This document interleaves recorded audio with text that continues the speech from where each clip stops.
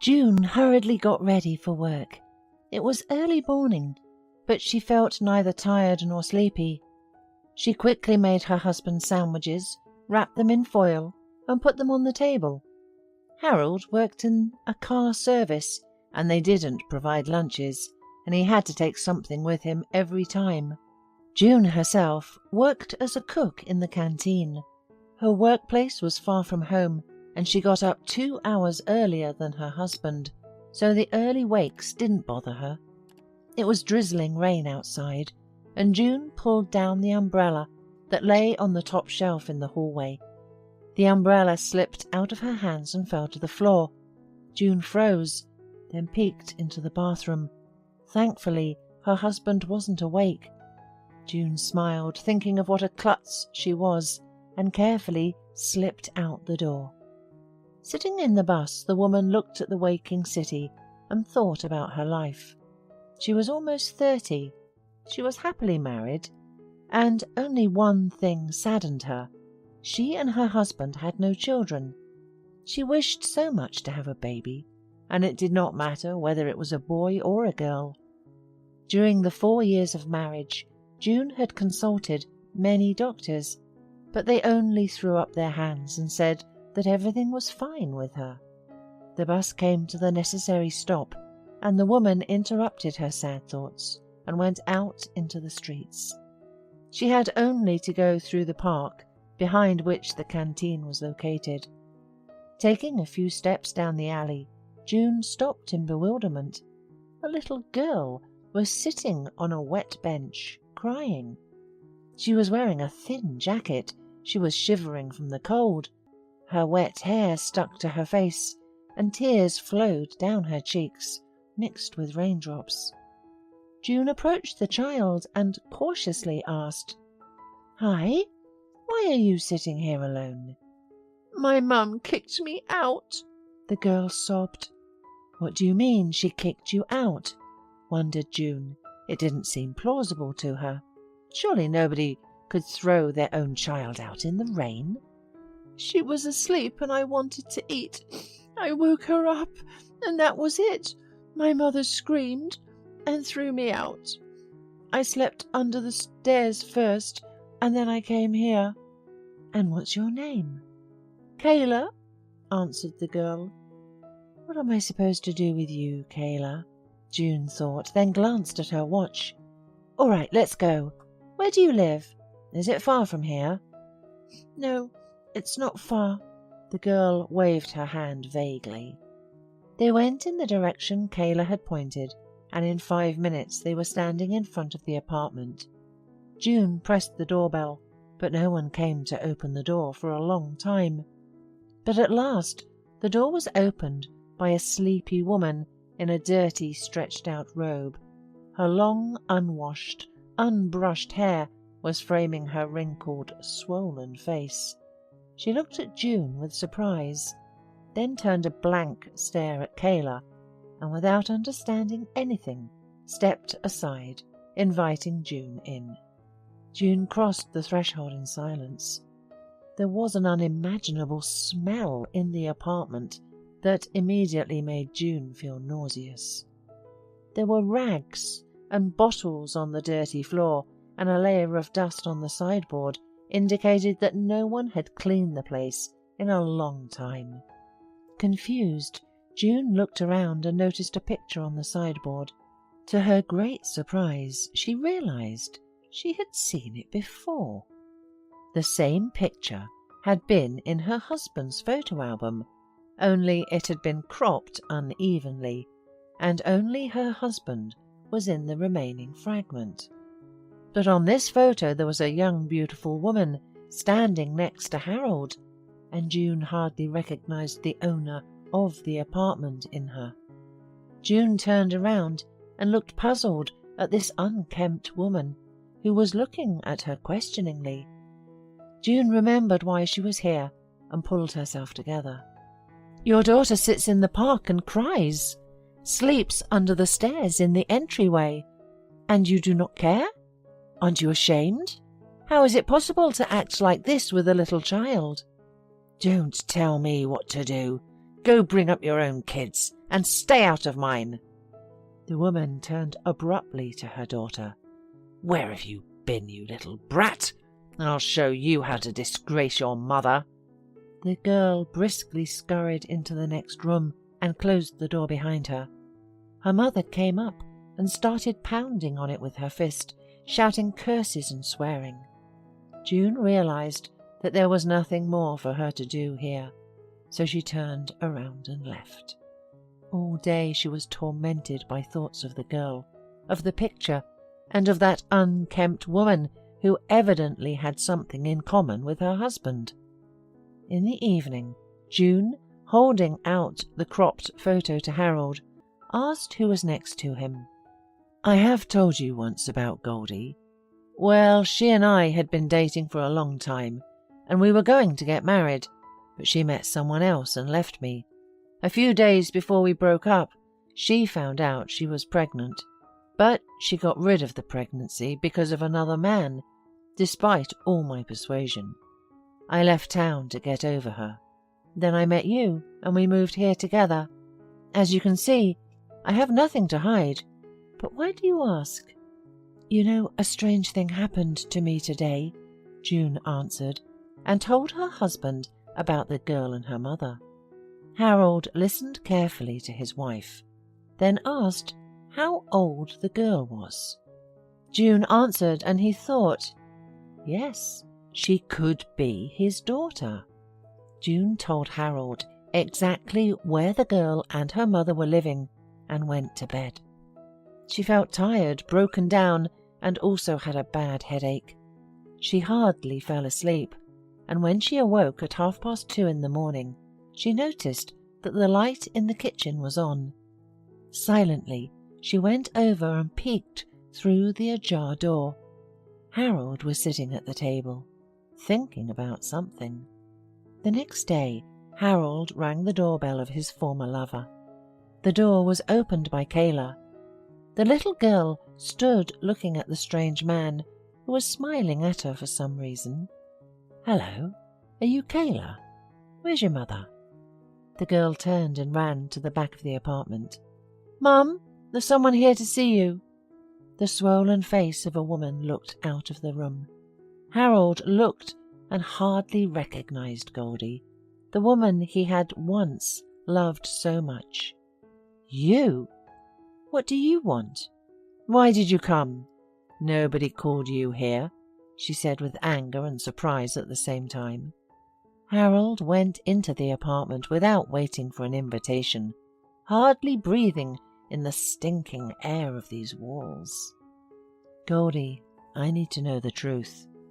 Kayla, judging by her age, could be my daughter. Is that true?" The woman swayed with a hiccup and looked up at Harold. "Lend me some money, will you? Well, I really need it. You haven't paid me alimony, and I feed her, I dress her. I never took a penny from you. At least give me 50 now." "Why did you lie to me? You said you got rid of the baby." "I wanted to, but Chad said he wanted this baby, would be a father to him. And then he changed his mind and left me when Kayla was 3 months old. He said he didn't want to raise another man's child. I tried to come back to you, but you left town. I want to do a DNA test. If Kyla really is my daughter, I'll take her. Take her now because she's getting in the way. I'm sick of it already. I have to feed her. I have to dress her. Sometimes I can't buy myself a beer because she needs something. Give me some money, Harold." At that moment, Kyla approached the man hesitantly.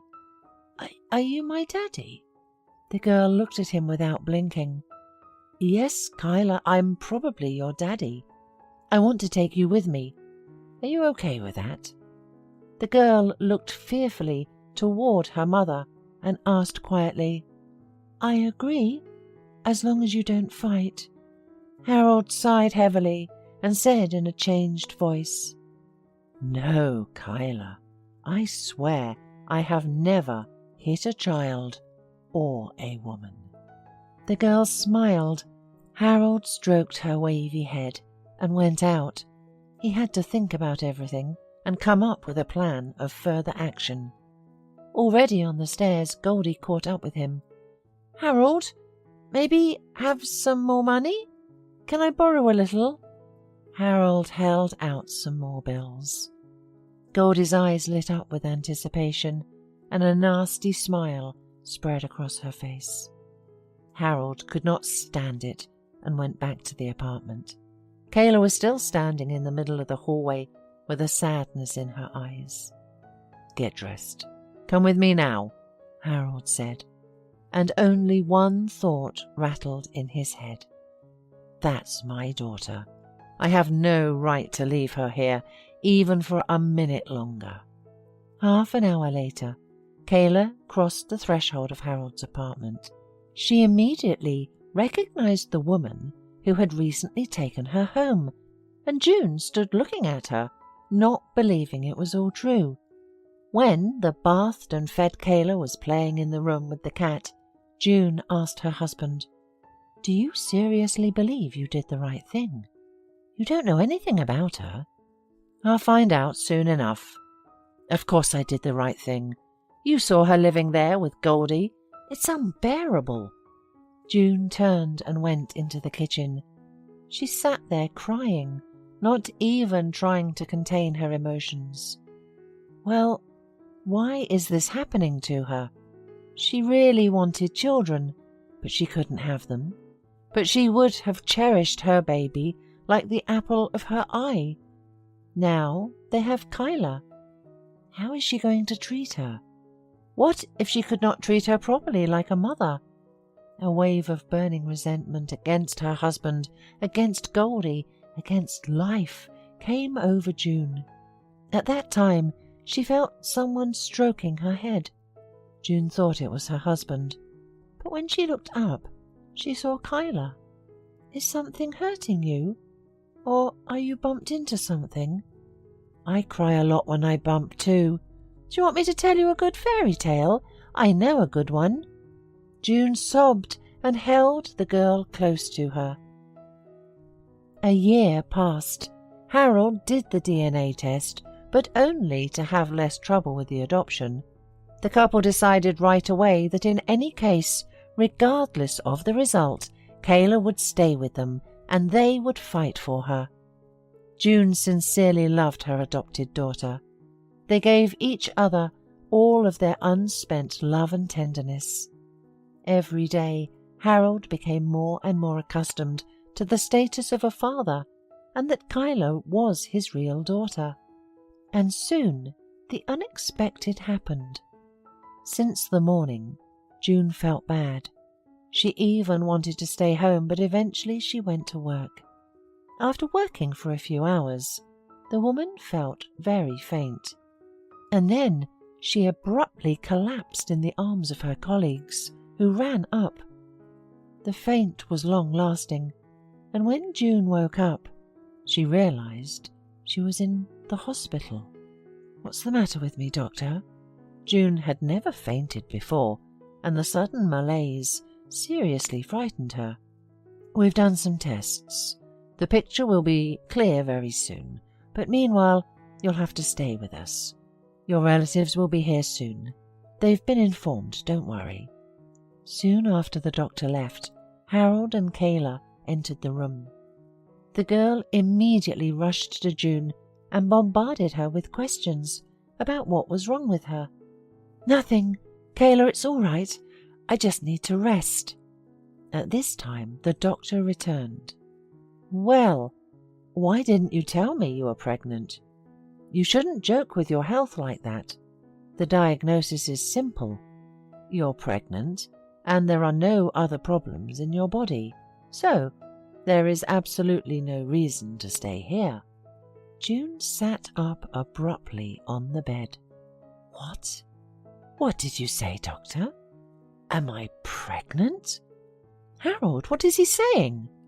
But it was true. June's dream had come true. She gave birth to a strong, healthy boy. Kayla helped her foster mother with everything. June could not even imagine how she would cope with everything herself if it were not for her older daughter. And then little Camilla was born. There was no limit to Harold and June's joy.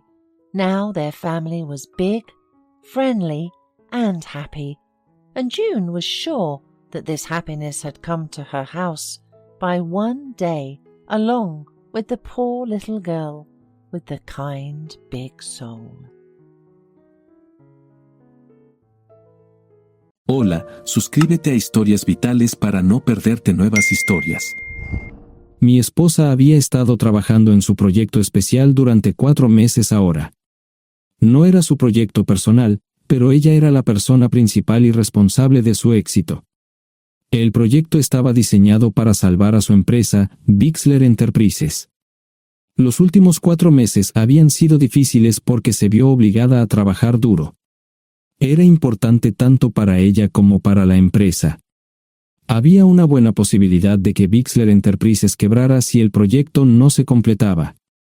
Sara tenía una licenciatura de Albrecht y un MBA de Wharton. Era la más inteligente de la familia. Yo empecé a trabajar como mecánico de autos justo después de la secundaria y después de 21 años seguía siendo mecánico de autos. No me importaba porque me gustaba el trabajo y pagaba bien. Era suficiente para pagar la universidad de Sara y criar a 2 hijos. No vivíamos lujosamente, pero estábamos bien. Los niños ya se habían mudado, y las cosas iban bastante bien con nuestros ingresos. Sara quedó embarazada 3 meses después de casarnos a la edad de 18 años. Durante los primeros años de nuestro matrimonio, vivimos con mis padres. Ellos tenían una gran casa vacía ya que 4 de mis hermanos se habían mudado. Eso significaba que teníamos una niñera mientras Sara completaba sus primeros años de universidad. Debido a 2 embarazos, la carrera de 4 años le llevó 6 años completarla. Fue difícil, pero lo logró. Siempre tuve trabajo y nunca me faltó trabajo extra si lo necesitaba. Después de que Sara se graduó de Wharton, alquilamos nuestro propio lugar. Tuvo ofertas de trabajo de varias empresas grandes, pero todas requerían que nos mudáramos. A mí no me importaba, pero Sara quería quedarse cerca de casa. Por eso decidió trabajar en Bixler Enterprises. Pagaba bien, pero lo más importante, le daba responsabilidad y la oportunidad de avanzar. Sara era una empleada trabajadora y dedicada. La presentación es el jueves en el Hotel Thyssen en Filadelfia. Tomé unos días libres en el trabajo para ayudarla según fuera necesario. Al final, todo lo que logré fue hacerle algo de comer cuando llegaba a casa. No sabía nada sobre su trabajo, ni tampoco quería saber, los negocios corporativos de alto nivel me aburrían. Empresarios de Europa, Asia y América del Sur venían aquí, la empresa pagaba sus boletos de avión y proporcionaba habitaciones en el Hotel Thyssen mientras estaban aquí. Era caro como el infierno, y por algunas cosas que Sara había dicho, la empresa estaba sobreestimando sus finanzas. Su presentación era importante para ella, para la empresa y para más de 200 empleados. Hasta el martes por la noche, todo iba bien. Sara llegó a casa con un traje nuevo, un traje gris con una blusa blanca.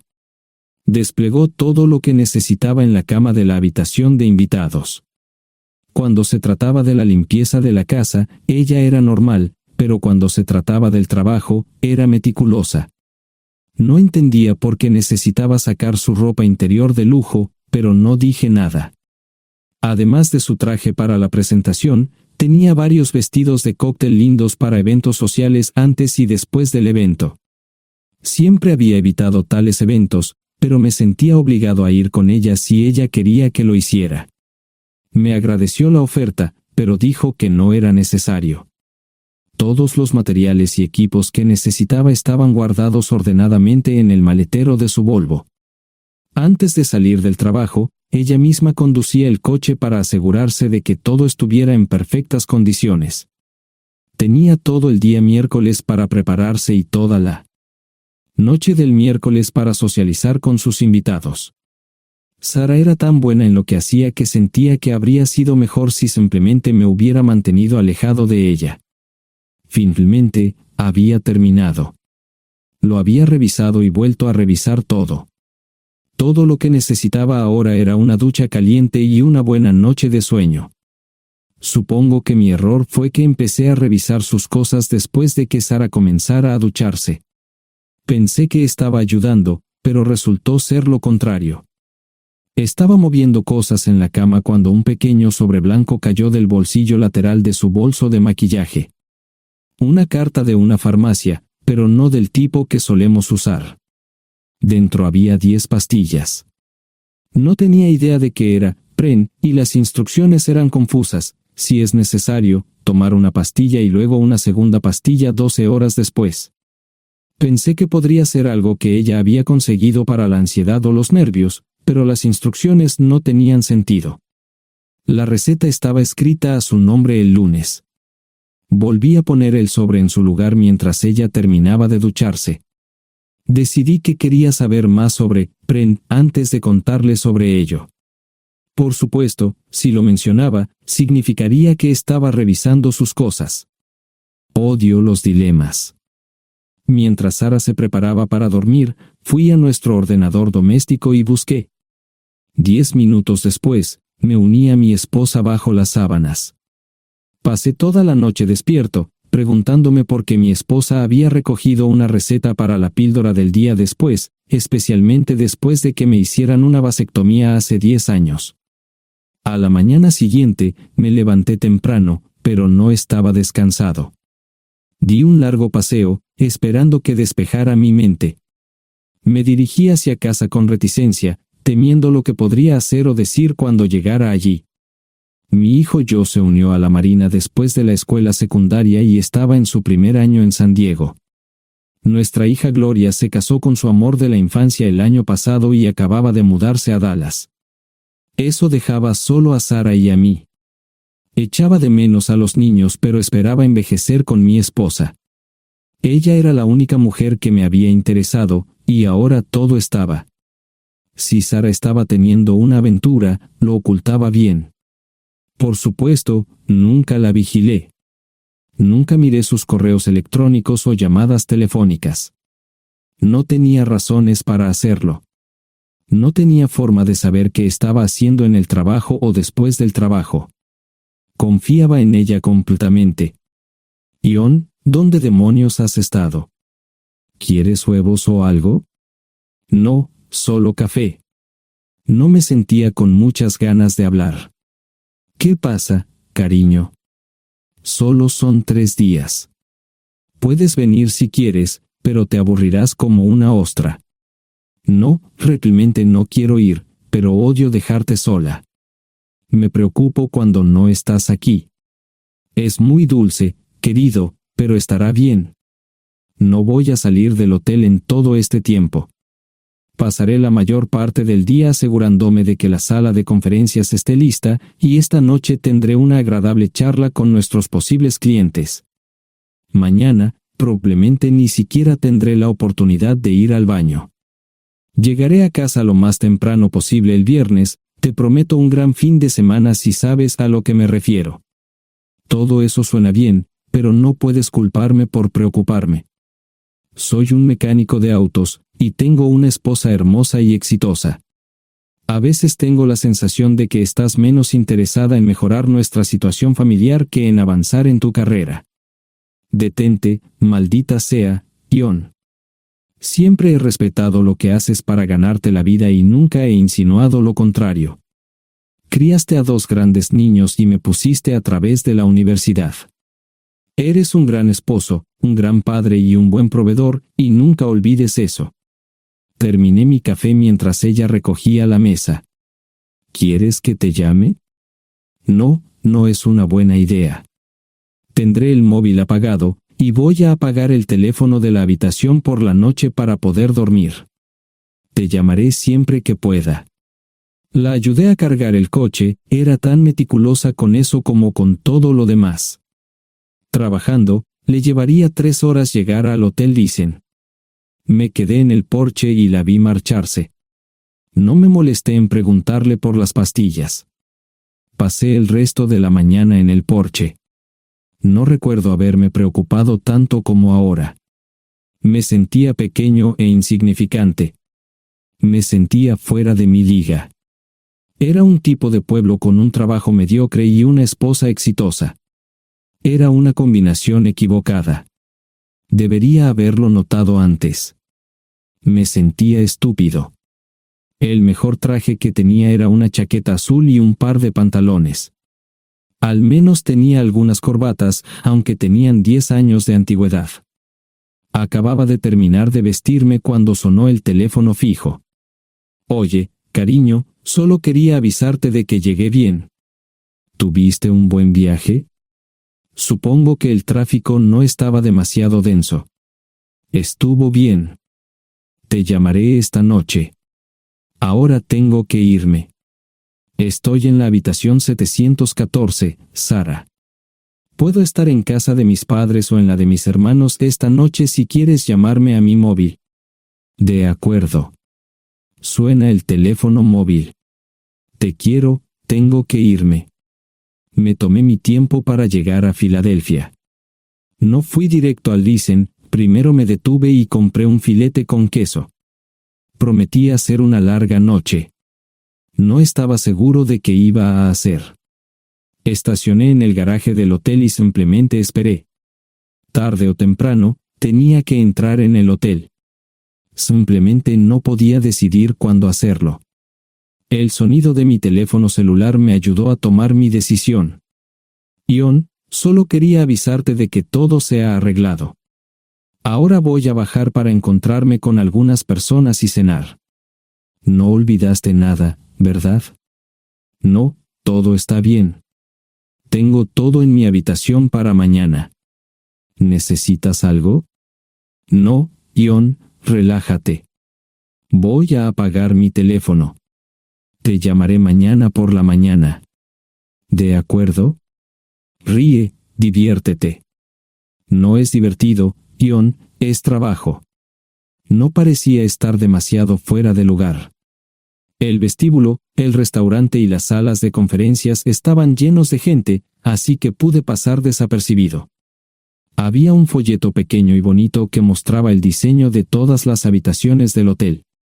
Me paseé por las diferentes habitaciones y me detuve en las paredes, mirando alrededor entre la multitud. No tenía ni idea de qué haría si Sara me veía. Lo averiguaría si y cuando eso sucediera. Encontré un tablero de eventos que enumeraba todas las habitaciones que estaban siendo utilizadas por los diversos grupos. Bixler Enterprises no tenía habitaciones disponibles para el miércoles por la noche. Esto me pareció interesante. Sara había dicho que no iba a salir del hotel, pero ahora no estaba tan seguro de eso. Había 3 comedores, familiar, informal y de alta cocina. A Sara no le gustaba mucho cenar con niños, así que fui primero al comedor informal. Solo me llevó 5 minutos asegurarme de que no estaba allí. Tuve mejor suerte en el salón gourmet, era una acogedora mesita encajada en la esquina, el tipo de mesa que la gente reserva para tener un encuentro privado. Sara llevaba un vestido de cóctel negro con un escote pronunciado y perlas, se veía elegante y su acompañante parecía apreciarlo. Conocía a algunas personas con las que trabajaba Sara, y él no era una de ellas. Me resultaba familiar, pero no había forma de que pudiera recordarlo. Había muchas sillas libres, así que no tuve problemas para cruzar la sala. Había velas y pequeños candelabros de cristal en las mesas. Apagué la mía y le dije al camarero que me molestaba por el glaucoma. Pedí el plato de pollo de siempre y me acomodé. El camarero me sirvió el café por tercera vez. Disculpe, el tipo en la mesa de enfrente me parece muy familiar. ¿Sabes quién es? Sí, ese es Malcolm Eugene Foote. Es miembro del Consejo Municipal, se espera que se postule para el Congreso en los próximos años. ¿Es esa su esposa con él? Es muy bonita. No, esta es la primera vez que la veo. Siempre usa esa mesa para señoras especiales, si me entiende. Simplemente le sonreí y pedí la cuenta. Nunca había visto a Sara tan sensual con un hombre antes. Parecía captar cada palabra que decía, como si fuera Dios o algo así. No estaban haciendo nada inapropiado, pero tampoco era platónico ni profesional. Cuando me fui, estaban terminando su segunda botella de vino. Ahora entendía por qué se había llevado su lencería elegante. Me acomodé en una esquina del vestíbulo para que no me vieran. 10 minutos después, salieron del restaurante. Ella le tomaba la mano mientras caminaban por el vestíbulo hacia el ascensor. Observé cuidadosamente los indicadores de piso. Que el ascensor se detuviera en el tercer piso era una buena señal, significaba que no lo había llevado a su habitación. Era una mala señal cuando el ascensor no llegaba al séptimo piso, significaba que ella fue a su habitación. Por si acaso me equivocaba en algo, me senté en el vestíbulo y observé el ascensor durante 1 hora. La gente entraba y salía, pero Sara no estaba entre ellos. Saqué mi maleta vacía del coche y me dirigí al mostrador de recepción. Aunque podía demostrar que era su esposo, me costó trabajo conseguir una tarjeta llave. Se dieron después de llamar a la habitación, pero nadie respondió. Finalmente, estaba en camino a la habitación 714 con la tarjeta llave. Ni siquiera encendí las luces al principio, simplemente me senté en la oscuridad de la habitación durante más de 1 hora. No fue difícil asegurarme de que no regresara a la habitación. Primero, empacé todas sus ropas y pertenencias personales. No dejé nada atrás. Revisé el paquete de Preven, todavía quedaban 10 pastillas en el tocador. De manera muy ordenada, estaban todos los artículos que necesitaría para su presentación al día siguiente. Comencé a llenar la maleta. Había 24 carpetas promocionales especialmente encuadernadas y otras 20 carpetas regulares, todas ellas fueron a la maleta. Un proyector digital fue lo siguiente, seguido de una computadora portátil. Tomé su bolso y su celular, que había dejado en la habitación. Todo lo que tenía consigo era un bolso de mano y probablemente un tubo de lápiz labial. Di una vuelta por la habitación tan cuidadosamente como lo hizo ella para asegurarme de no perder nada. Una vez satisfecho, dejé las llaves del coche y mi anillo de bodas en el tocador. Aparte de esos 2 objetos, la habitación estaba completamente vacía. El ascensor se dirigió directamente al estacionamiento, no tuve problemas para llevar 2 maletas, y 20 minutos después, estaba en la autopista rumbo al norte. Pasaban las 3 de la madrugada, no tenía idea de que había pasado tanto tiempo. 1 hora o 2 después, sonó mi teléfono celular, la identificación de llamadas mostraba el número del Listen. ¿Ion? Sí, ¿dónde estás? Estaré en casa pronto. Eso fue todo lo que dije. Hubo silencio en el otro extremo de la línea. Los vendedores tienen un viejo dicho, el primero que habla pierde. Pareció una eternidad antes de que ella hablara. Ion, lo siento. No preguntó nada y simplemente colgó. Apagué mi teléfono, era obvio que había regresado a su habitación. Más tarde ese día, tenía que dar una presentación que salvaría a su empresa y le daría un ascenso. Metí las maletas en el desván del garaje. Sara nunca iba allí y nunca pensó en buscar algo allí. Por supuesto, en este punto, estoy bastante seguro de que no importaba. Primero, recogí todas mis ropas y pertenencias personales. La mayoría de los hombres tienen sus propias herramientas, generalmente es un requisito para el trabajo. Pasé por la tienda, cargué las mías en el Subaru y recogí mi último cheque de pago. Para entonces, los bancos ya estaban abiertos, no tuve que hacer ninguna manipulación financiera complicada. Simplemente retiré todo el dinero de mis cuentas. Almorcé en Hagerstown, Maryland. Tenía suficiente dinero para vivir durante unos años, pero sabía que estaría buscando trabajo muy pronto. Sara y yo éramos parecidos en eso de que a ambos nos encantaba trabajar. La voy a extrañar. Pasé un par de horas en las cuevas del Uray y alquilé una habitación cerca de Whitewell.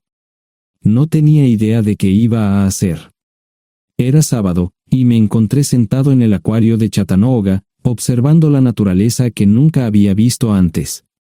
Pasé unas horas simplemente relajándome y decidí que era un buen lugar para estar. Compré un pase anual para el acuario y, para la hora de la cena, tenía un lugar donde quedarme. Era un remolque móvil en el parque, pero estaba amueblado y era económico. No necesitaba mucho. La primera cosa que haría el lunes por la mañana sería conseguir un trabajo. Un buen hombre de mantenimiento siempre puede conseguir un trabajo, especialmente si está dispuesto a trabajar duro. Podría permanecer discreto hasta que fuera el momento de renovar mi licencia de conducir o las etiquetas del coche, me preocuparé por eso cuando llegue el momento. El domingo por la tarde, llamé a Gloria. Me sentí obligado a informarle sobre lo que estaba sucediendo, pero Sara ya se lo había contado. Fue bastante franca con Gloria sobre lo que había pasado, dijo que había engañado, que la sorprendí, que me fui y que ella perdió su trabajo. Me sentí mal porque ella perdió su trabajo, pero ese era el precio que tenía que pagar. Le pedí a Gloria que le dijera a Josh lo que estaba sucediendo la próxima vez que hablara con él. También le dije que la llamaría aproximadamente una vez al mes para verificar cómo iban las cosas. No le dije dónde estaba. Para el mediodía del día siguiente, tenía un trabajo. En realidad, estaba a poca distancia del parque de remolques, con el Waffle House a mitad de camino. ¿Qué más podría querer un hombre? No sé cómo manejaron el papeleo, pero me estaban pagando $20 por hora sin hacer preguntas. Estaba feliz, y ellos también. Ni siquiera tendría que tocar el dinero que traje conmigo. Unos 2 meses después, Gloria me informó que Sara se había mudado de la casa y estaba viviendo con sus padres. Gloria no sabía nada más, pero estaba feliz de que estuviera estable y le estuviera yendo bien. Josh me llamó desde San Diego solo para informarme que iba a hacer un crucero. Era técnico en aviónica en un portaaviones, intentó explicar qué hacía exactamente, pero estaba más allá de mi comprensión. Nunca supe mucho sobre cosas técnicas.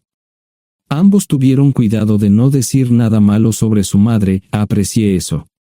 Después de eso, todo siguió como siempre. Comencé a hablar con Gloria al menos semanalmente, Josh y yo comenzamos a enviar correos electrónicos regularmente. Gloria hablaba regularmente con Sara, pero decía muy poco sobre lo que estaba haciendo o dónde estaba. Nunca presenté la solicitud de divorcio, y parece que Sara tampoco lo hizo. Tengo una licencia de conducir de Tennessee y las etiquetas en el Subaru. Comencé a frecuentar un bar local un par de veces al mes y tuve encuentros casuales, 2 mujeres se alternaban como mis compañeras nocturnas regulares. No buscaban compromisos, y yo tampoco, parecía funcionar bien para todos nosotros. La vida era buena. Eso fue hace mucho tiempo, y gradualmente olvidé a Sara. Con el tiempo, el Subaru comenzó a darme problemas, había olvidado cuánto tiempo había pasado. Tenía más de 200,000 millas. Estaba reflexionando sobre esto con una jarra de cerveza un día cuando me di cuenta de que habían pasado casi 5 años desde que me fui de casa. Mantuve un contacto cercano con ambos hijos, Gloria ya tenía 2 hijos propios en este momento y quería que los visitara.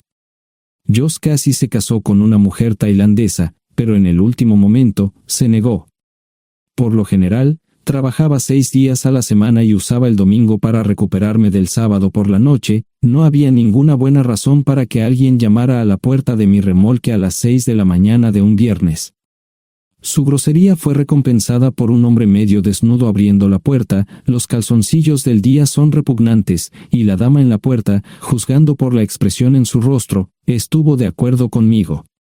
Ella apartó la mirada, pero su compañero no parecía impresionado. Norm habría usado pantalones, pero en un momento como este, los invitados me molestaron. Estamos buscando a John Terrell. No los conozco. Me llamo David Simmons, y esta es mi esposa Mara.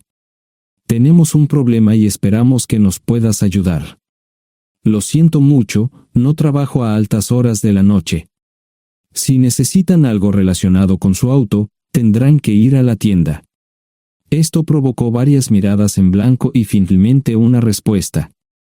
No tiene nada que ver con tu trabajo, es más un problema personal. ¿Podemos entrar?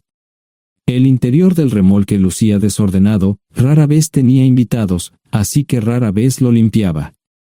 Incluso mis novias insistían en que fuéramos a su lugar. Hagan como en su casa, déjenme ponerme los pantalones enseguida. Al entrar en el dormitorio, dejé la puerta abierta solo para mostrarles lo hospitalario que soy. También me puse una camisa. ¿Les gustaría tomar café? Solo tomará unos 10 minutos. Aparté algunas cosas del sofá para que pudieran sentarse. No hubo respuesta a la pregunta del café.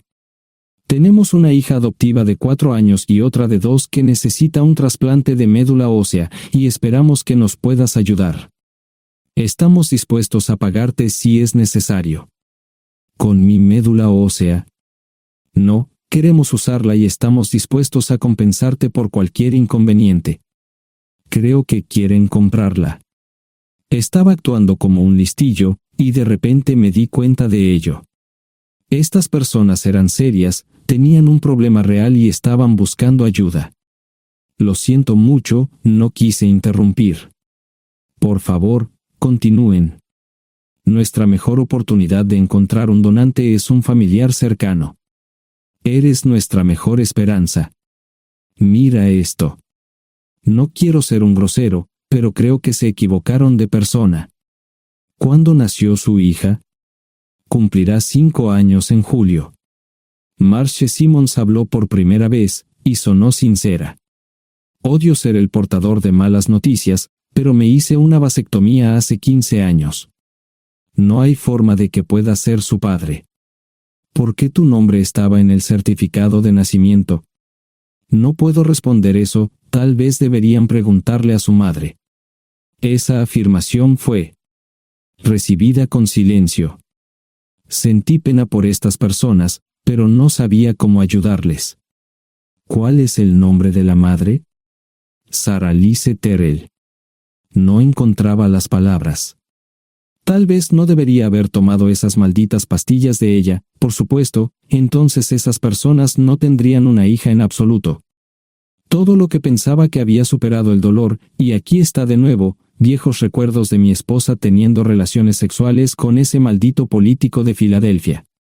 Estaba empezando a olvidarlo todo, y ahora estaba de vuelta. Maldita sea. Ahora entiendo y pido disculpas por mi grosería e insensibilidad. Haré todo lo que esté en mi poder para ayudarles. En primer lugar, porque no puede Sara hacerse un trasplante de médula ósea. Médicamente, no puede. ¿Por qué no? Es madre, tiene que ser una donante adecuada. Ella es una donante adecuada, pero está demasiado enferma. Los médicos se negaron siquiera a considerar utilizarla. ¿Enferma de qué? Está muriendo de insuficiencia hepática. Le quedan menos de 6 meses de vida. Esto no tiene sentido. Siempre ha estado perfectamente sana. Además, no creo que un hígado enfermo le impida donar médula ósea. El hospital no aceptará su firma en el formulario de consentimiento. ¿Estás diciendo que hay algo mal en su cabeza? Ambos me miraron en silencio, sabían la respuesta, pero no querían decirlo. En ese momento, no quería que se sintieran aún más incómodos. Hace 10 minutos, no me importaban, pero ahora sentía que tenía que protegerlos y ayudarlos. ¿Cómo sucedió esto? ¿Podría alguno de mis hijos ayudar? Quizás, pero pensamos que eras nuestra mejor esperanza. ¿Por qué no van tras su padre, su verdadero padre? Pensamos que eras tú. No tenemos ni idea de quién más podría ser. Sara no nos dijo nada sobre otro posible padre. De hecho, ella no estaba en condiciones de explicar nada, agregó Mara. Obtuvimos la mayoría de nuestra información de la agencia de adopción. Tuve que preparar café y hacer pis, permítanme un momento. Dejé a mis invitados sentados mientras preparaba el café. Solo tomó unos minutos. Mientras se preparaba, fui al baño, algo que necesitaba hacer urgentemente. Traté de ser discreto, ya había avergonzado lo suficiente a Mara. ¿Dónde viven? En Westchester, Pensilvania. Les haré una oferta. Si les digo quién es el verdadero padre de su hija, deben prometerme que lo perseguirán sin descanso hasta obtener lo que desean. ¿De qué estás hablando? El padre de su hija es un político prominente en Pensilvania. Por supuesto, negará todo y probablemente les proporcionará documentos legales para detener sus esfuerzos. Si acuerdan presionar lo suficiente para que él admita que la niña es suya, podrán avergonzarlo y obligarlo a hacerse un trasplante de médula ósea. Eso es lo que quieren, ¿verdad? Sí, claro, pero ¿cómo hacemos eso? No lo sé. Soy mecánico. Trabajo con metal para ganarme la vida. Creo que la mejor manera sería utilizar la televisión, la radio y los periódicos. Los políticos harán cualquier cosa para evitar una mala publicidad. ¿Tienen amigos que puedan ayudar? Bueno, ahora ambos estaban sonriendo. Debo haber dicho algo que les dio esperanza. Creo que podemos hacer esto. ¿Quién demonios es él? Malcolm Eugene Foote. Se postula para el Senado de los Estados Unidos. Apuesto a que hará cualquier cosa para evitar una mala publicidad. El café estaba listo, pero David y Marchen no podían esperar para llegar a casa. Antes de irse, les dije cómo ponerse en contacto con Gloria y Joss en caso de que los necesitaran. Estaba seguro de que ayudarían. También les pedí que me dijeran dónde estaba Sarah. Probablemente estaría en Pensacola antes de que ellos regresaran a Westchester. Me corté el pelo y compré una camisa nueva. Sarah era una tramposa que arruinó mi vida, pero aún así quería lucir bien cuando la viera. Era otro remolque, pero esta vez era un bonito doble nuevo. Allí estaba su Volvo con una llanta desinflada y un parabrisas roto. La mujer que abrió la puerta no era Sarah, parecía que la habían empapado fuerte y la habían dejado empapada. Tenía al menos 45, tal vez 50, y debió haber tenido una vida difícil. La falta de maquillaje no ayudaba y simplemente se veía horrible. No tuve la oportunidad de abrir la boca. Caray, si no es John Terrell. Nunca esperé verte aquí. Tuve que usar la vieja línea, me estás poniendo en desventaja. Sherry Hart. Pasa, entra. ¿Quieres una cerveza? No, pero gracias. Estoy aquí para ver a Sarah. Sherry cruzó la habitación y se detuvo en el buffet del comedor. Aquí está, John. Mírala todo lo que quieras. Su mano señalaba una urna de latón que estaba en el centro del buffet vacío. Supongo que llegué demasiado tarde. No me moví, solo me quedé mirando el contenedor frente a mí. ¿Puedo tomar una cerveza ahora? Sarah se mudó a Pensacola después de dar a su bebé en adopción. Compró el remolque con el dinero que recibió de Bixler Enterprises después de que la despidieron. Tenía una participación en las ganancias, 401k, y vacaciones y días de enfermedad. Eventualmente, consiguió un trabajo en una fábrica local de prendas de vestir donde trabajaba en el departamento de envíos. Allí fue donde conoció a Sherry. Sherry alquilaba una habitación de Sarah. Cada centavo que Sarah ganaba iba para el alcohol. Empezó con vino y gradualmente pasó a bebidas más fuertes, las más baratas. Eventualmente, perdió su trabajo debido a su alcoholismo y se vio obligada a usar sus ahorros. Nunca salió con nadie ni salió a ningún lado. Sherry se quedó con ella, pagó sus servicios públicos y compró alimentos que Sarah no comía. Le llevó más de 3 años quitarse la vida. Increíblemente, ella tenía un testamento y me dejó un doble remolque y un Volvo. Sherry explicó que Sarah estaba tan angustiada por lo que había hecho que simplemente se rindió. No intentó evitar el embarazo ni siquiera terminarlo. La adopción se había arreglado meses antes de que naciera el bebé. Nunca volvió a trabajar, excepto en los trabajos clandestinos que hacía mal. Sherry dijo que Sarah no parecía tener ambición ni propósito en la vida. Sarah hablaba mucho de mí pero tenía miedo de intentar contactarme. Gloria le dio mi número, pero nunca me llamó. Era como si su aventura de una noche la hubiera lastimado más a ella que a mí. Estuve allí durante 2 semanas y luego vendí el remolque de Cerry por $1 y obtuve $3,000 por el Volvo. 2 días después, estaba en Westchester visitando a mis nuevos amigos David y Marche. Malcolm Eugene Foote resistió al principio, pero David y Marche lo presionaron hasta que cedió. Insistió en pruebas de ADN, que demostraron que era el padre. Para salvar la cara, más o menos lo obligaron a someterse a un trasplante de médula ósea, que fue exitoso. La carrera política y la vida familiar de Malcolm no dejaron una impresión favorable. Su caída en las encuestas fue tan rápida que el partido lo reemplazó por otro candidato unos meses antes de las elecciones. Su esposa solicitó el divorcio y fue muy pública al respecto. Sara y yo estamos viajando ahora a Dallas para ver a Gloria y a mis nietos.